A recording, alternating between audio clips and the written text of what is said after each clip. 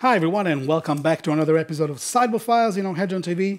Manuel here, your host as usual, joined once again by Alex Dakic. Welcome back. Hello once again. It's good to have you back. Thank you very much. The pleasure's on my side. It's also mine. And it's good to talk about Modern again, then to talk about TitanShift again, because this time we have the chance to talk about a different version of TitanShift. In the previous episode it was like a more interactive version, and this time instead we are on the Hour of Promise version. So more proactive, more explosive, we would say. Definitely.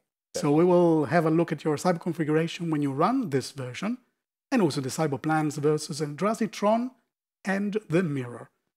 The mirror is going to be, I believe, quite interesting. I think there's quite a few things to talk about. Right. So as usual, we start with the main deck configuration. Let's have a look at your list. For those who are not familiar with TitanShift, what it does, what's the game plan, what are the key cards of the deck, make sure you check out the previous episode that we did. You find the link in the description below. So there you will get all the information you need. This time, what I would like to do actually is ask you a little bit of the difference in the flexi slots between that version that we spoke about a few days ago and this version. Yes. So what about you underline these flexi slots for me? All right. So first off, I'm very excited to present you this kind of version, this approach of TitanShift. As I said, it doesn't differ that much from the previous one. We still have the same main game plan, play our lands, play more lands, play acceleration to play even more lands, and try to burn off our opponent with Valkyrie triggers. And if that doesn't work, just play our Primeval Titan. But yeah, we are approaching a way less interactive version than the previous one, a more proactive version. And it's definitely way more explosive than the previous one, because we have cards like Prismatic Omen now in the main board, and also the new addition from Hour of Devastation, which is Hour of Promise. Yeah, that's quite an interesting card in this deck. Definitely. And we got the Wood Elves back in the board. Okay, so what is the role of these cards in this build of the deck? What does Prismatic Omen do, for instance? Why it is there? So Prismatic Omen lets us basically scape shift one turn earlier. It turns all our lands into mountains, which essentially turns Valkyrie also into a mountain, and all the fetch lands. It makes us combo faster, definitely, and also synergizes just perfectly with our Promise. Okay, so the synergy is really important here. Definitely.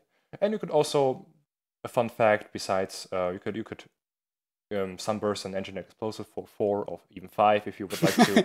You like this thing. You like this thing of having different mana colors and be able to use Engineered Explosive for more than expected. Definitely. Yeah, last time you were talking about using Sunburst for 2/3 to get rid of a Geist of Saint Draft. That was an accident, yeah, but that happened. Yeah. Can happen. Now with Prismatic Omen, even more Engineered Explosive madness. It's your thing. It's your signature. Exactly, yes.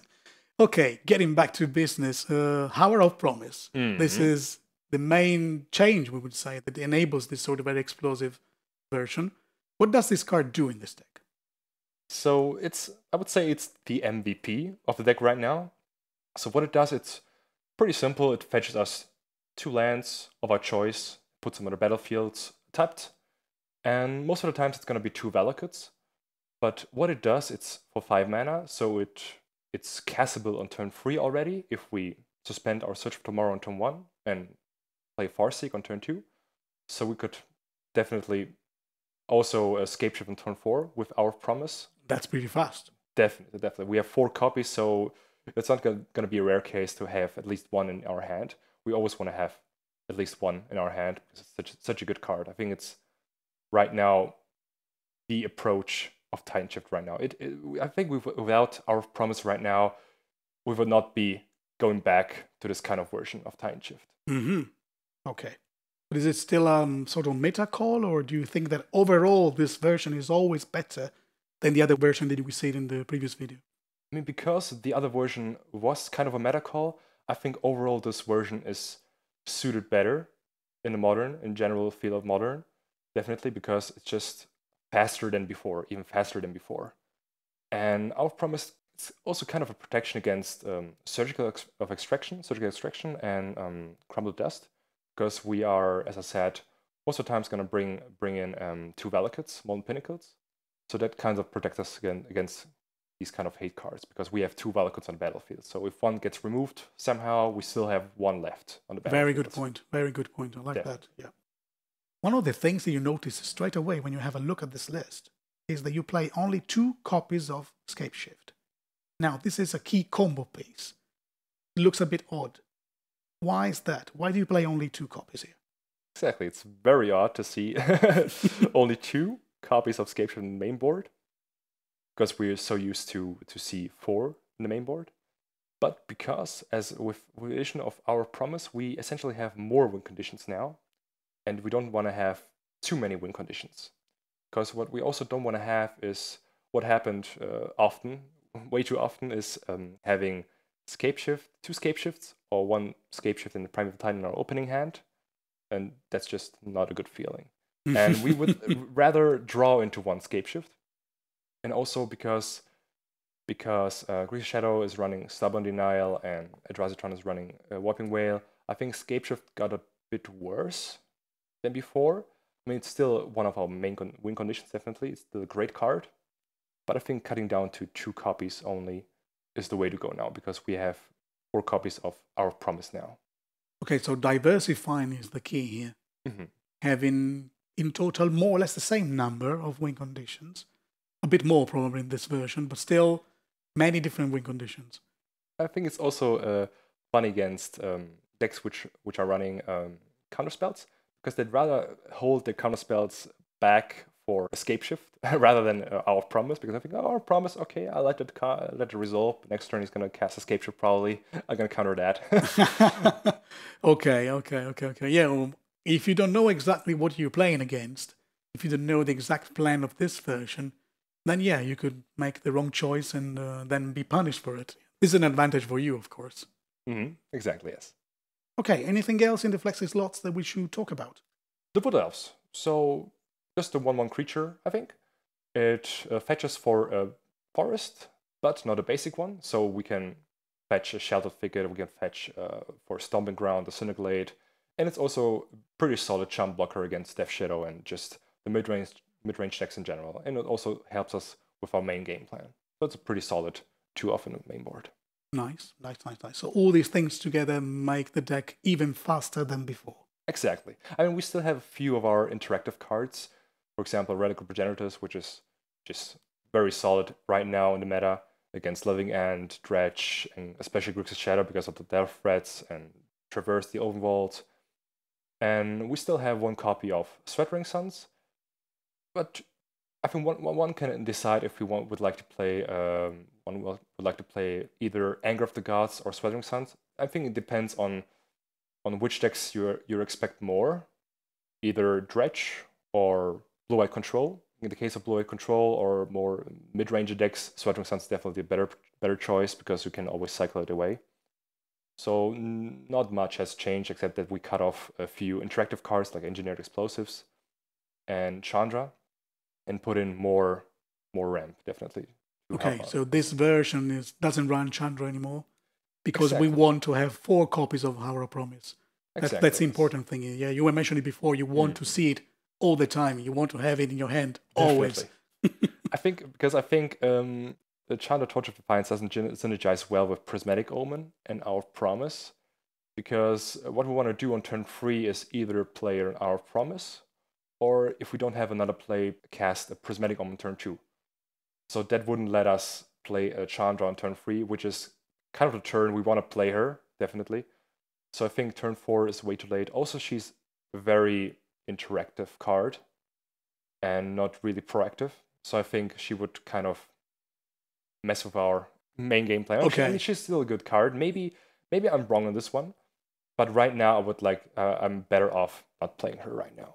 With this kind of I understand your point. I mean, of course, you have to cut somewhere to make room for these cards. And Chandra seems the one, and it's more likely to go, not because it's a bad card, but because the approach of the deck has changed. So you need cards that are actually synergizing all together for the goal that you want the deck to achieve.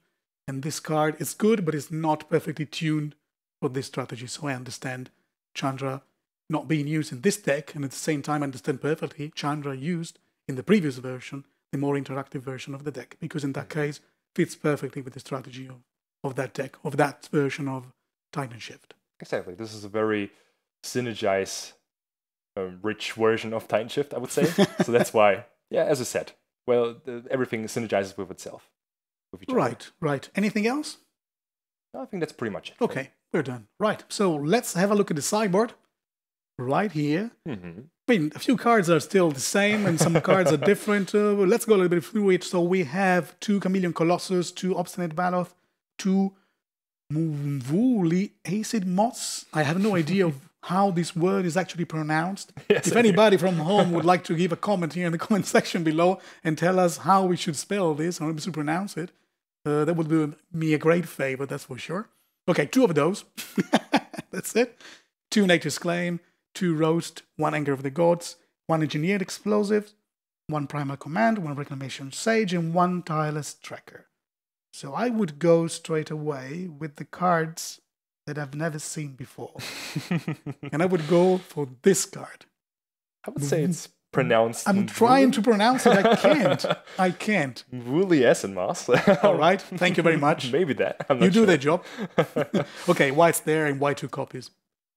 I actually haven't seen this one recently, any kind of list. So it's a pretty new addition, I would say. I really like this card because it's another reason why I've changed to this kind of approach of this deck is because TitanShift is gaining more and more popularity right now. It's getting higher in the tier 1 list. Yeah, it's on the rise, definitely. And also, Exactly. I mean, there were 2 copies in the top 8 of the MKM series in Prague not long ago. Yeah, exactly. And with that, I'm expecting more and more hate coming towards us. Maybe in form of decks who are trying to be faster than us. Either that or decks TitanShift itself, Mirror itself. Yeah, the Mirror, yeah. I'm definitely going to be expecting a few TitanShift matches in Birmingham coming out next week, a GP, Modern GP. So that's why I think Acid Moss is a very good card in the sideboard right now because what it does, it's even better than Crumble the Dust because it sets the opponent 1 turn back, but also ourselves 1 turn further, I would say. So we are definitely gaining speed and slowing down our opponents. Mm-hmm. The fact that you can have those 2 effects with the same sorcery spell is vital for TitanShift. I would say it's pretty good against Tron. Also good against Eldrazi Tron. It's definitely better than Crumble Dust, and it's very effective against TitanShift, against the Mirror. And I think it could also see play against Ad Nauseam. I'm not sure about this one, but I think it's a solid card against Ad Nauseam. I mean, it cuts them off from 1 mana, which can help us fight through the Phyrexian Unlife or the Angel's Grace and just gain us 1 turn time. So I think it works like a sort of little time walk thing if you pass me the analogy. kind of. A little bit more expensive, but yeah, in terms of mana cost, not in terms of money.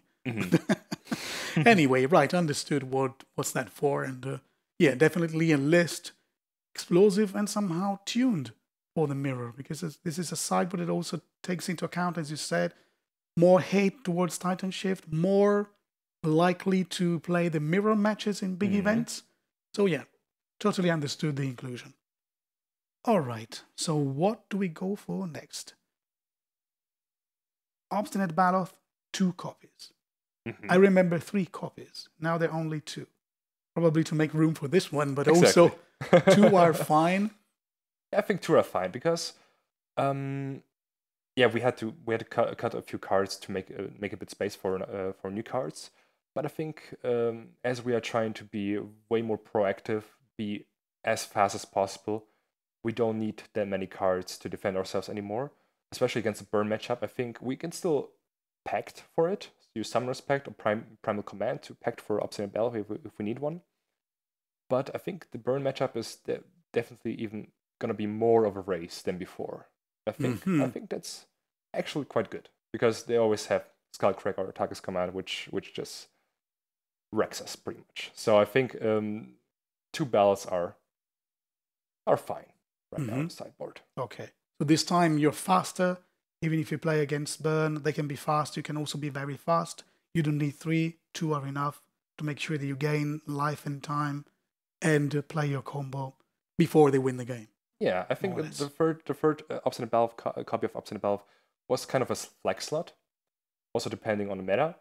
But it's very hard to decide which cards to cut, so I think Obstinate Valve is a fine choice, the third one. We still have two. I think two are enough against mid-range decks, against burn, against discard decks. Yeah. So I would go with this one, definitely.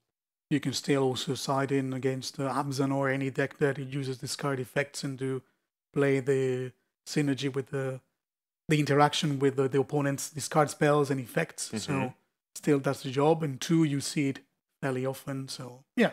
Absolutely. Totally understood. Chameleon Colossus, sort of new addition, not really new, but recent addition. We saw in the other video all the qualities when facing Death Shadow and this kind of stuff. Still 2 copies, I believe, for the same reasons. Exactly, yes. 2 copies are a great number because this is just the best card we have against Shadow, which is the deck being the most played right now. It's also fairly good against, as you said, my Abzan midrange, Jund Midrange, and generally decks which are using black mana as their main source of mana. But yeah, it's just a game winner on the spot. Well, not on the spot, but a turn later when it loses Summoning Sickness against Rix's Shadow. Yeah, that's why 2 copies are safe bet. So still the same role. Exactly, still the same role. We can go for the second row here. Tunator's Claim. We talked about it already, I think. I think nothing has changed between this version and the previous version. I don't know if you expect some specific hate for this version in form of artifact or enchantments, but we know what this card does, and we know also why you want it there. I mean, the 4 life gain is not really a problem, and it's cheap. You can target artifact and enchantments, so flexible enough. Yeah. Also, the pro of Nature's Claim right now is because we are expecting to face more mirror matches. They might be also playing that kind of list with Prismatic Omen, maybe even Colony Heart Expeditions. So I think Nature's Claim is a better fit than Agent Grudge right now. Okay, definitely. So helpful in the mirror as well to slow down your opponent and then go for the win. Exactly. All right. Roast, Death Shadow, Death Creatures, all this kind of stuff. We discussed that already in the previous video. Do you want to add something or...? Well, there's nothing more to add except that it deals with pretty much every creature in the meta right now, except sometimes Death Shadow. But that's fine. Most of the times it's going to be a 3-3, 4-4, or 5-5 in the beginning, so Rose is a pretty safe bet on that one. Just one of the best removals right now. Okay. Anger of the Gods. We know what it does. We know that it's a sweeper. I see only 1 copy, and my question is only 1 copy enough? Is this version of the deck so fast that you don't need more than 1 sweeper to contain the assault of aggro decks before you play your combo? Actually, I think exactly that. But I think, of course, the sideboard can always change. It's not 100% perfect, but I think if I were playing a GP tomorrow, I would go with this list. But yeah, I mean, you could actually put in second Anger of the Gods maybe in the sideboard, or play an Anger of the Gods on the main board instead of a Sweatering Suns. But I think that's a personal matter. Yeah, that depends on you, what you expect, and also a little bit what's your personal choices and the way you want the deck to go, let's say. Exactly, yes. But right. Last row. These cards are all known. These cards are all more or less staples of the TitanShift sideboard. By now, yeah. Yeah, by now, yeah. Okay. All right. So rather than asking, what they do, I mean, they were before in just 1 copy. Maybe you had more Engineering Explosive in the previous video. Could that be? 2 in the main board, actually, yes. Okay, so now you have only 1. I want to have at least 1. The thing is, which I actually don't like about Explosive, that I don't want to overboard many matchups, because we are trying to be so fast. We don't want to kind of disturb our main game plan. I think we could argue that a second one could be pretty useful because we have Prismatic Omen. But I think right now 1 is a safe pick, definitely. I want to play at least 1. I think you have a very good point there, because I think configuring the sideboard in order to make sure that you have answers in game 2 and game 3, but you don't hinder the strategy of your deck, it's a really crucial point. I totally understand this. And most of the time, we as players, including myself, especially myself, we just fall into this trap of having answers for everything, and then you're tempted to overboard. This is absolutely true, but you should actually count the number of cards, and unless a matchup is really bad, you shouldn't board too many cards in and board too many cards out, because you want to ensure that the integrity of the deck is still there, that the deck still does what it's supposed to do. Otherwise, you have so many answers for specific cards, but your deck doesn't really work in the way you want and doesn't bring you to victory in the end, because you're always missing a piece. Sometimes you draw a sideboard card when you shouldn't draw a sideboard card. You should draw a win condition. So that's... Yeah, exactly. That's also important. That's also the main reason why I've lost a few matches against Grixis Shadow, because I just didn't draw into my win conditions. I mean, the Rose and Explosive are very good in this matchup, but sometimes I drew them when I didn't need them. To be honest, I needed a Primeval Titan or a Chameleon Colossus, or maybe an Hour of Promise if it doesn't get countered. So I think that's exactly the reason why we're doing this like this. Right. Yeah. And I mean, this is still a deck which tries to throw a hilariously amount of damage at your opponent's face. So yes. we don't want to. Yeah, the philosophy stays like this. Right. Okay. The last 3 cards: Primal Command, very flexible, gaining life, can be useful in several situations. We saw it also in the previous video, and you can also bounce non-creature permanent on the top of its owner's library. You can do a lot of crazy stuff with the other 2 abilities as well. You can tutor for a creature, whatever. The question is not really about why it's there, because we know it already. The question is more about, does this card gain more in this version rather than the previous version? Or, let's say, the explosive version and the more interactive version. Does this card play the same role? Or does this card gain something because this deck is more explosive than the previous build? The funny thing about Primal Command is that it plays exactly both roles.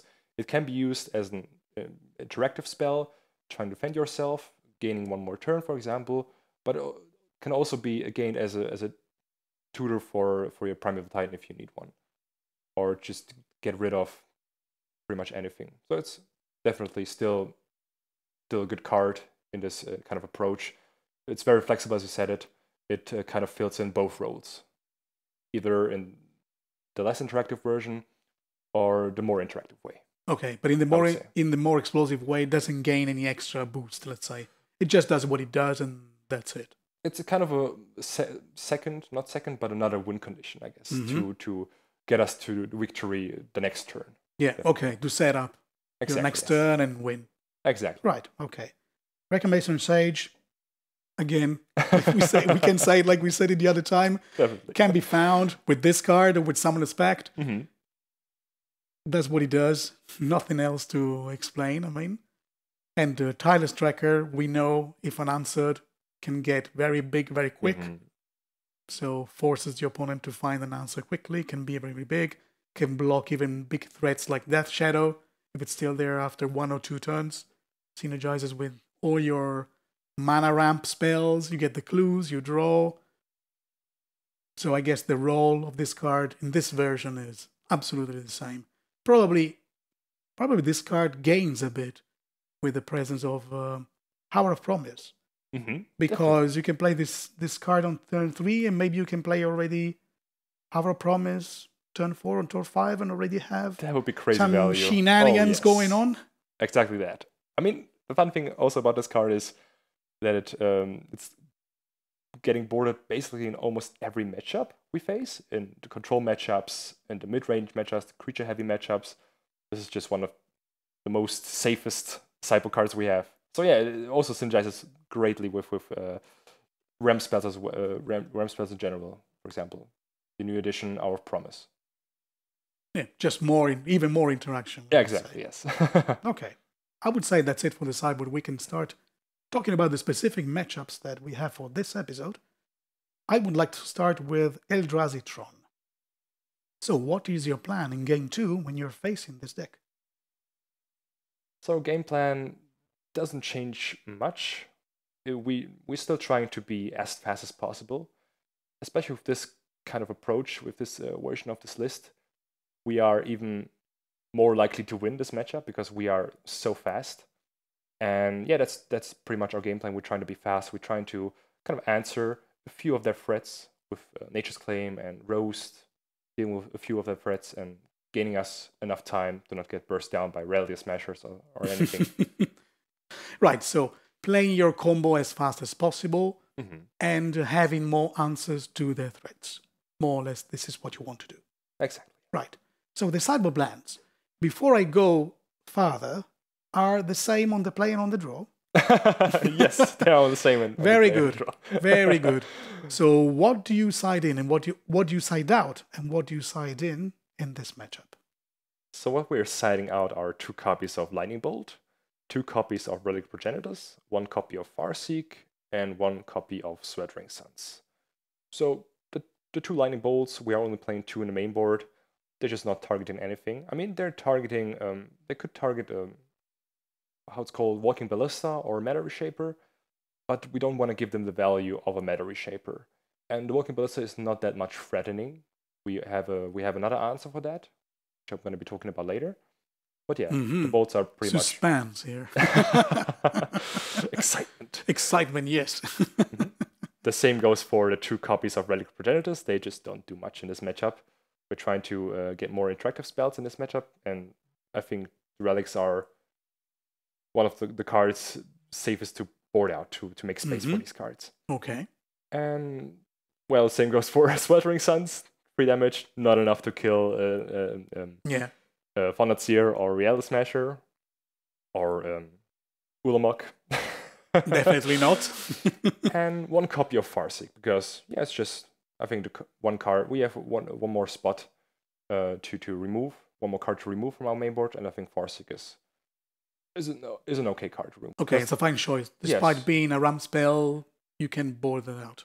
Yeah, because they're also bringing in Warping Whales. They tend to bring in Warping Whales, which counters our sorcery spells. Oh, very good. And we have 4 copies of Farseek, so I think we shouldn't be scared of cutting one copy of a ramp spell. But Hour of Promise is way too good to get cut, so I think Farseek is totally fine.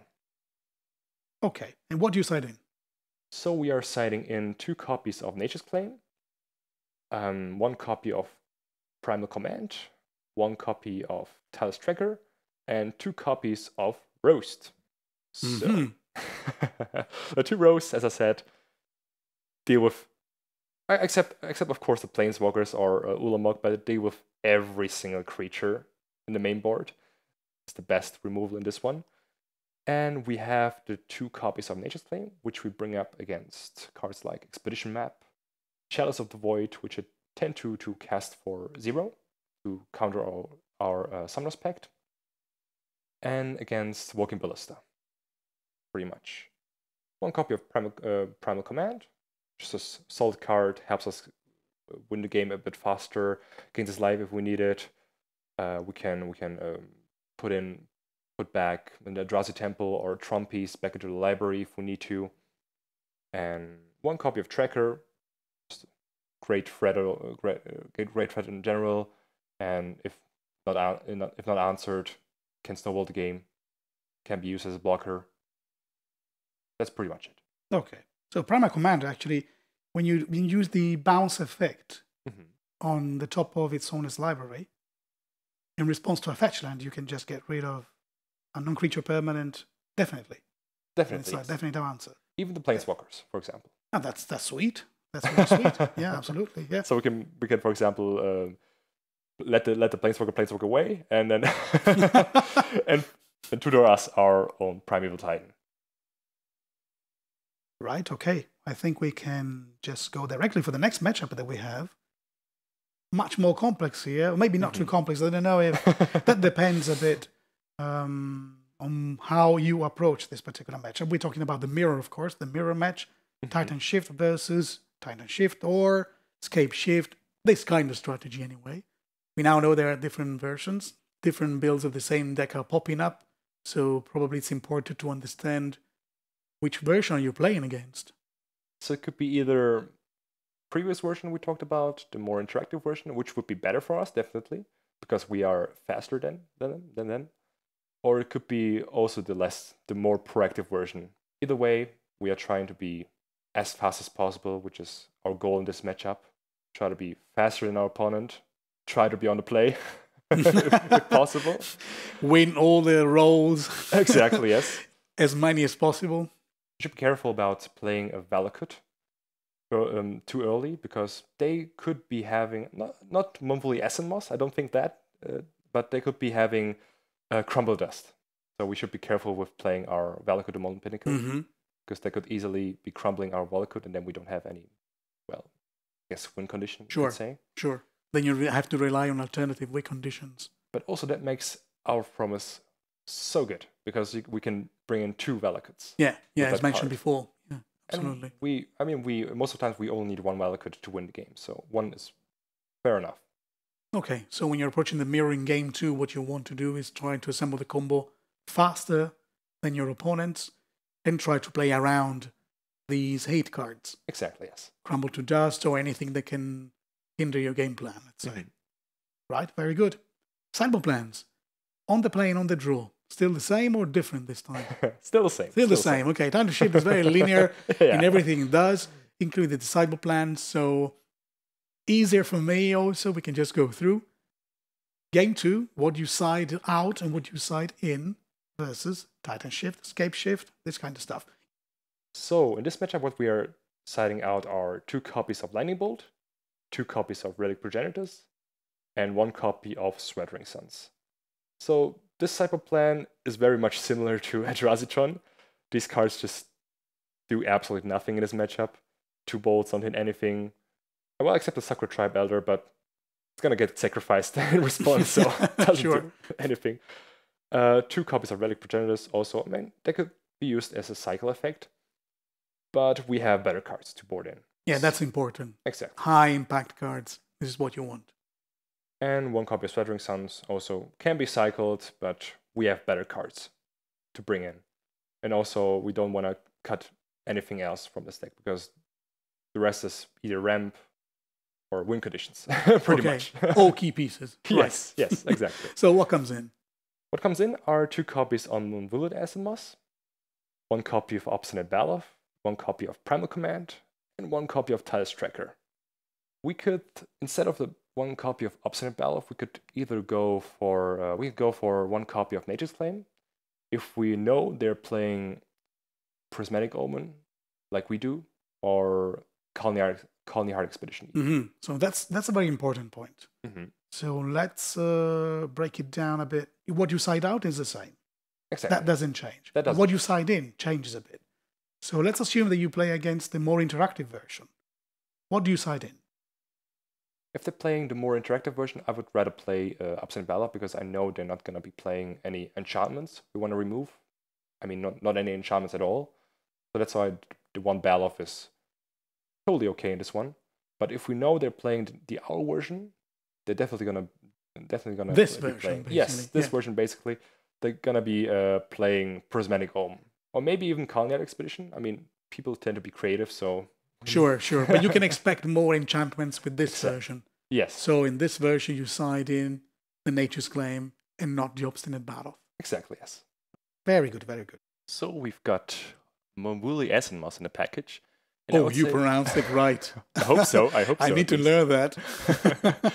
So I think this is the card for the mirror. And the mirror is the sole reason why we're playing this card in the sideboard now, because it acts so much better than Crumble to Dust. Because what Crumble to Dust does most of the times is it just removes 1 land. That's pretty much it. Because good TitanShift players will be careful when playing their Valakut. So we're not going to see that much often.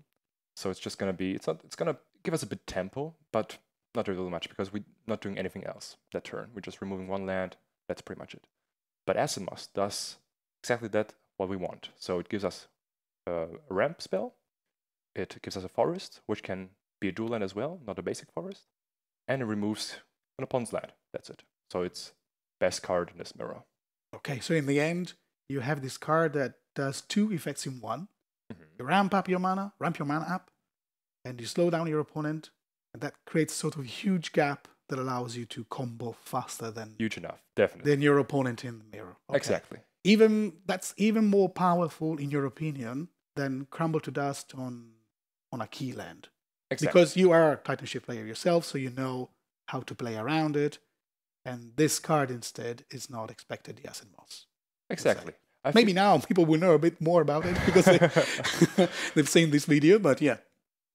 And I think in Crumble, if it hits a Valakut, it's definitely better than multiple Acid Moss. But to hit a Valakut, that's just a very rare case, and we don't want to get into this kind of position. Okay. We're not going to get into this position both of times. And your plan, as you said before in the objective segments, and it's to really go as fast as possible and win as fast as possible. So this card allows you, the Acid Moss allows you to yeah, because exactly. I am dodging the first word of this card on purpose, in case you people at home are wondering about it. Why do I say only Acid Moss? It's because of that. Because I can't pronounce that word at the beginning of the card. Shame on you. All right, shame on me. Yeah, I need to take classes here.